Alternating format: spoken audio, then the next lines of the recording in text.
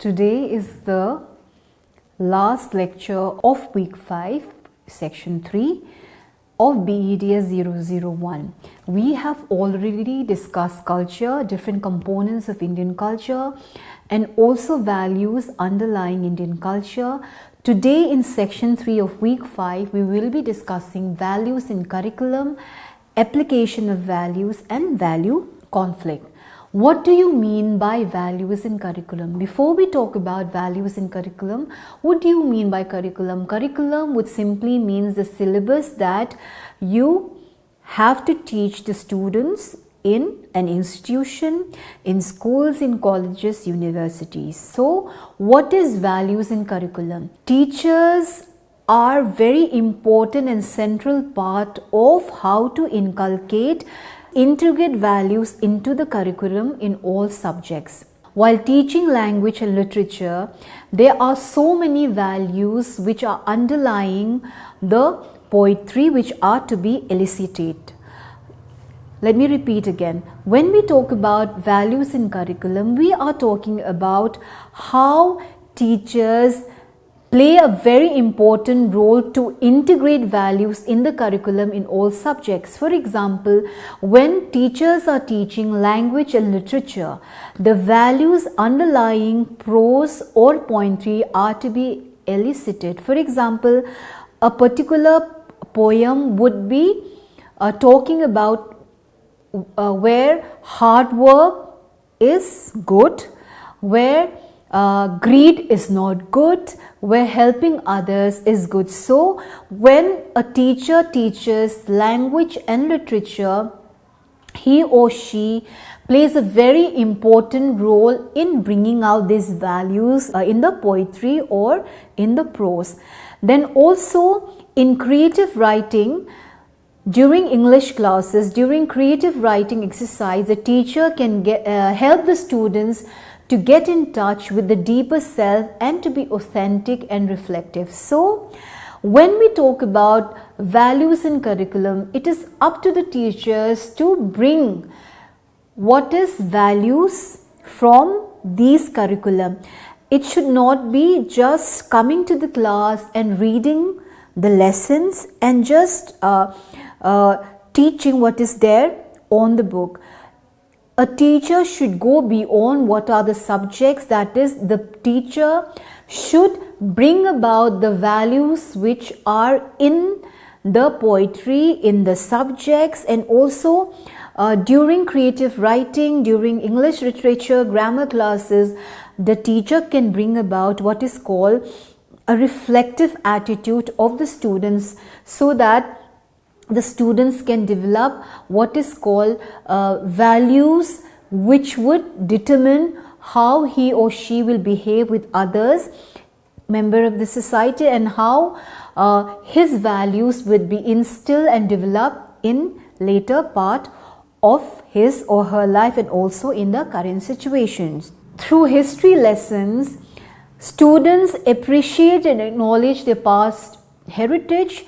They can relate to the present and visualize the future. I know a lot of times, many a time, when we have been through the books of the school children, we ourselves have been students, and when we see that this is English subject, this is history subject, this is geography, this is Hindi, this is maths, and so on, at times we take it at face value. We do not try to go beyond what this particular subject is trying to teach us.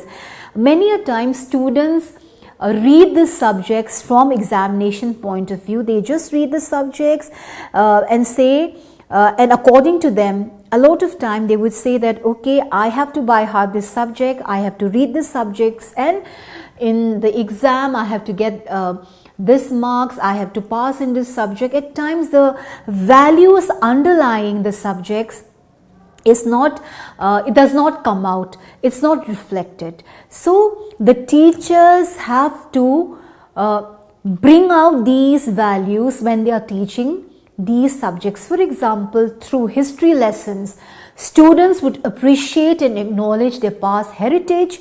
They would be able to relate to the present and visualize their future. Let me give you an example. When we talk about history, the very fact that there were a lot of heroes, there were a lot of leaders who, because of their struggle, because of their contribution, led to what is called our independence. We got our independence in 1947, and it was something which did not come overnight. It was because of the struggles of the leaders, the unsung heroes, women, men who struggled to get our country independence. We have Mahatma Gandhi, we have so many other leaders. And Mahatma Gandhi, I brought out his name because he is the father of the nation, who was the main leader who got us our independence. So history lessons help students to appreciate and acknowledge their past heritage, related to the present, and visualize the future. So when I talk about subject, when I talk about values in curriculum, it is up to the teachers to bring out these values and curriculum, not just from the point of passing the exam, getting good marks, but also the values underlying these subjects should be brought out by the teachers, and also the students should be able to relate to the teachings of the teachers and also appreciate these values underlying the curriculum. For example, civics inculcate the students the value of citizenship, their duty as well as their rights. Civics teach the students the fundamental rights, what are the duties as a citizen, what are their rights as a citizens, and so on.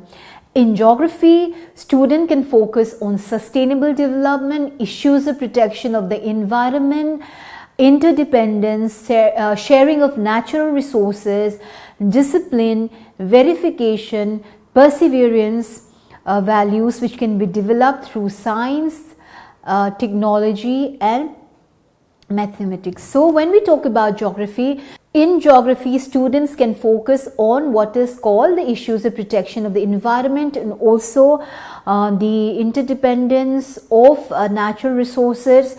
Geography will also teach about how India is divided into various geographical divisions, the mountainous region, the coastal regions, and so on. And on the other hand, subjects like science, technology and mathematics teaches discipline, perseverance and verifications, which are a very important values which can be developed through these subjects of science, technology and mathematics. So when we talk about the subjects which are carried by students in school, in colleges and university, there are various values underlying this curriculum which has to be brought out by the teachers. The teachers have to make the students understand this values, and it is very important that the students do not just learn the subjects by heart, the subject just from the marks point of view, getting good marks. Yes, getting good marks is very important, and it is very prominent part of studying in a educational institution. However, at the same time, learning values through the subjects would also make a person a better human being, would also improve his relationship with other members of the society. So these values have to be brought out by the students and by the teachers, and the students have to be made understood by the teachers. There are so many other ways by which values can be inculcated, values can be passed on, values can be made to be understood by the teachers. For example, teachers may use what is called storytelling techniques, like a story about how there is this very famous story about how a rabbit and a tortoise, they race.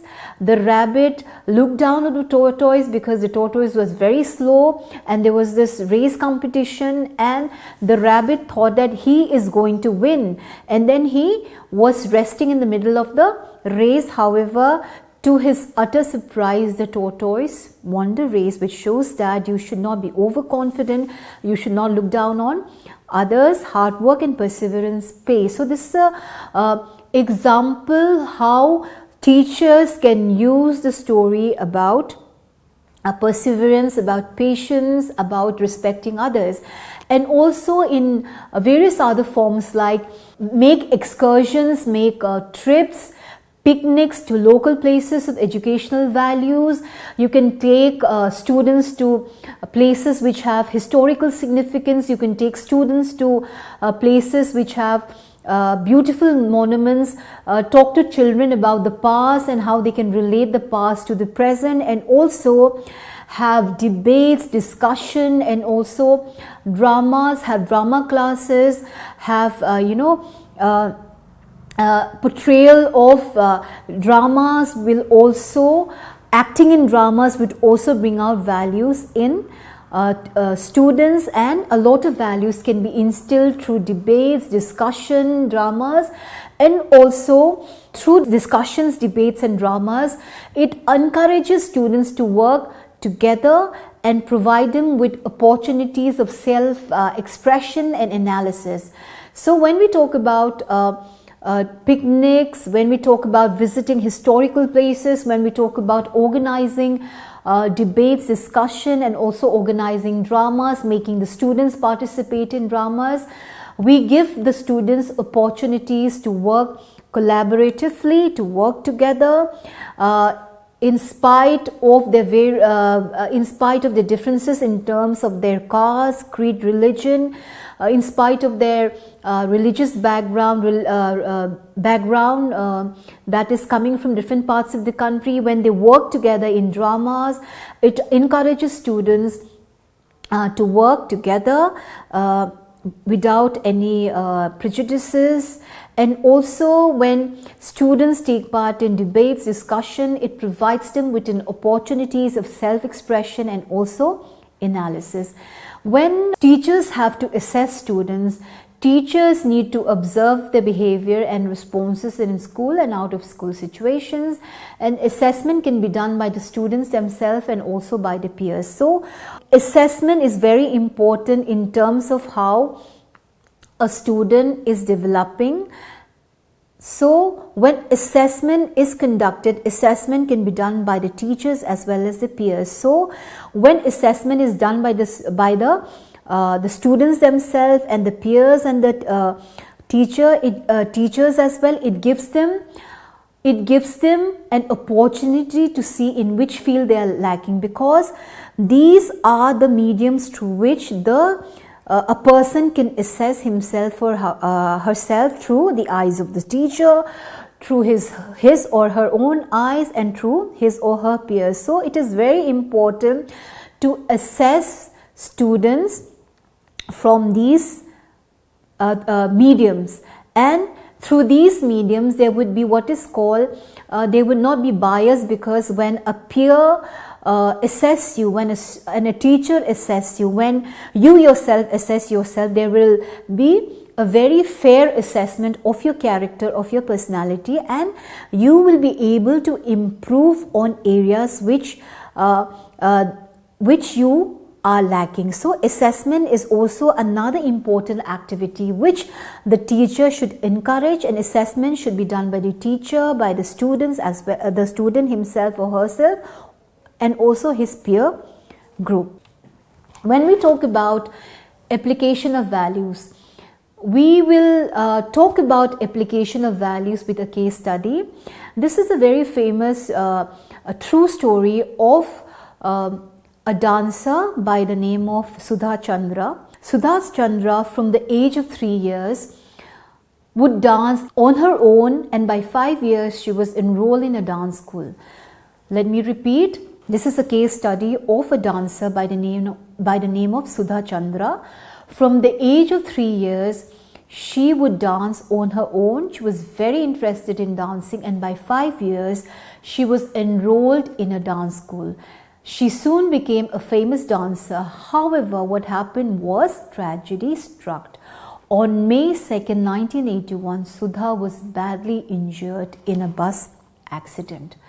In order to save her life, the leg had to be amputated.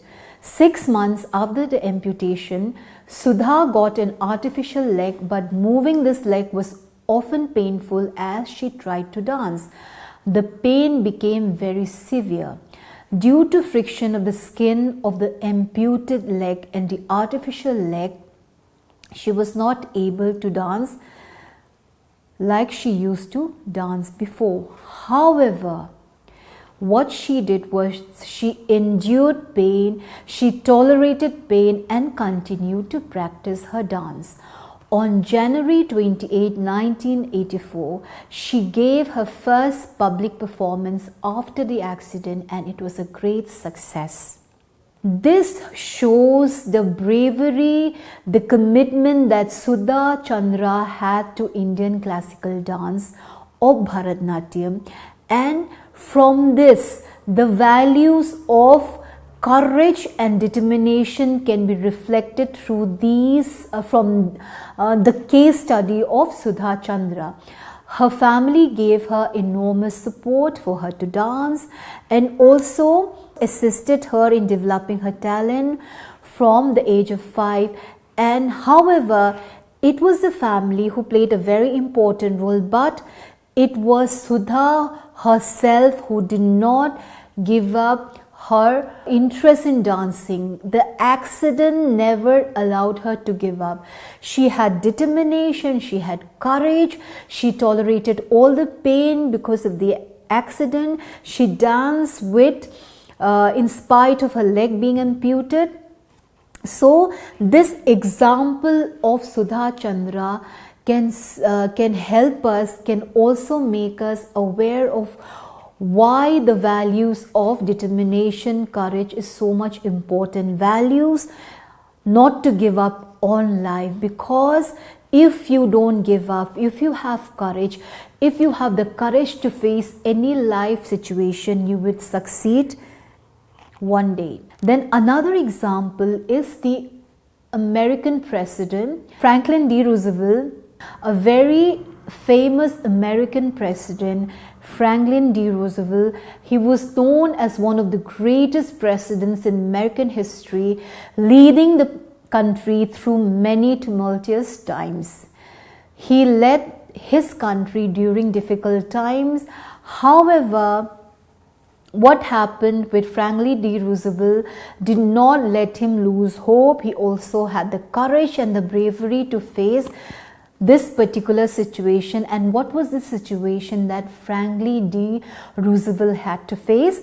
He was paralyzed from the waist down by a form of polio in 1921. A lot of times he was in the wheelchair, but this did not deter him from serving his terms as American president. He did not want people to lose hope in him, and he did not want people to see him in a wheelchair, because he felt that if people see him in a wheelchair, they would be discouraged. So a lot of times he would take a lens to hide the fact that he was in a wheelchair. However, in spite of his condition, he led the country, America, through many difficult times, and he has served as American president for more than one term in spite of his situation, which was a form of polio, which has made him paralyzed from the waist down. What is value conflict? After talking about values in curriculum, after talking about application of values, let us talk about what is value conflict. When our values come in conflict with each other, what can we do then? Often we carry within us many prejudices or wrong beliefs and do not think whether these are right or wrong. For example, we carry a prejudice, we carry what is called a wrong beliefs about a particular person from another religion, another region, and so on, and which is not good. We carry prejudices, we assume, we make pre-assumption about others on the basis of their caste, on the basis of the background, religion, region, and so on. And what is this value conflict? A value conflict occurs when individual or groups of people hold strong personal beliefs that are in disagreement within themselves or in disagreement with the institution or organization values. For example, you are a person who believes in hard work. You are a person who believes in punctuality. You have this strong personal belief that you should work hard.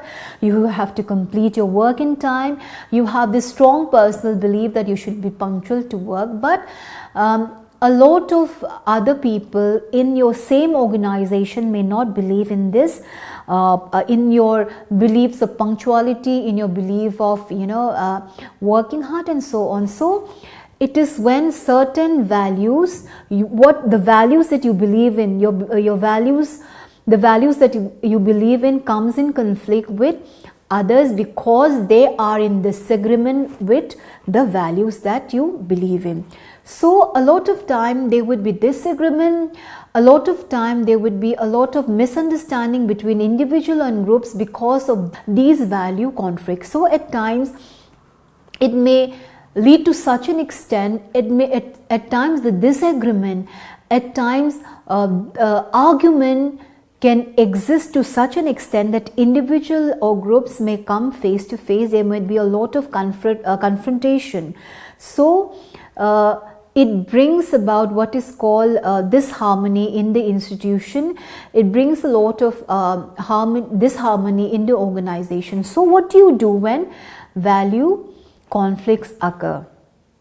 And it is very, very, it is very, very important to resolve this value conflicts, because if you want to have peace of mind, if you want to have harmonious relationship with people in your organization, in your institution in which you work in, it is very important to resolve this value conflicts, because if you have value conflicts with others, members of the corporation, institutions or organization that in which you work in, then you will not be able to perform your work properly. So what are the ways, how can you resolve these value conflicts? Sometimes it is better to ignore it because, why I say this, because sometimes a conflict is very small, it is very petty, so it is almost irrelevant.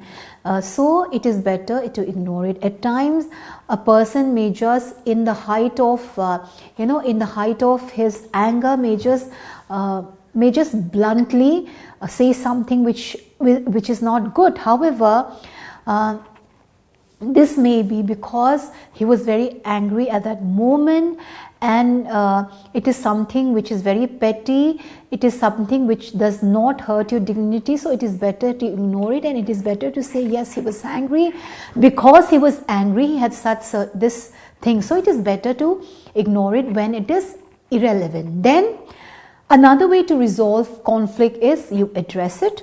Often at times conflicts can be resolved by simply addressing it directly. It is better to address this directly. It is better to come face to face with a person and address these conflicts. And also another way to resolve value conflicts is negotiate around it. For example, you have value conflicts with others, other members of the institution in which you work in.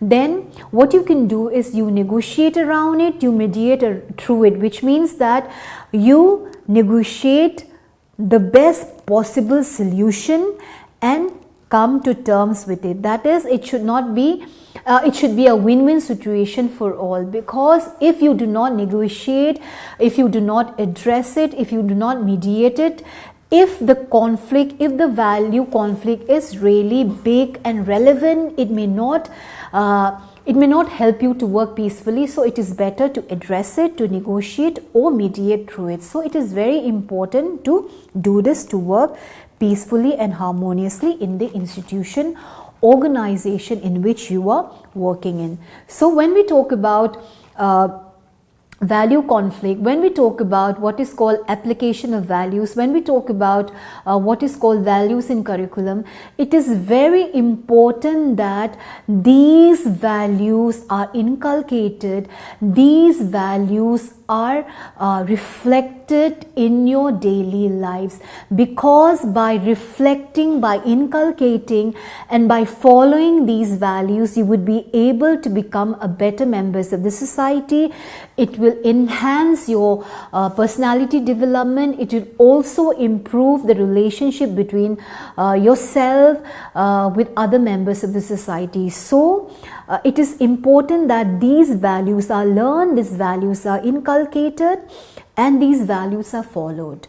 So in today's class, that is week 5 section 3, I have completed what is called your values in curriculum, application of values and value conflict. So with this particular class, I have completed week 5 section 3. Thank you so much.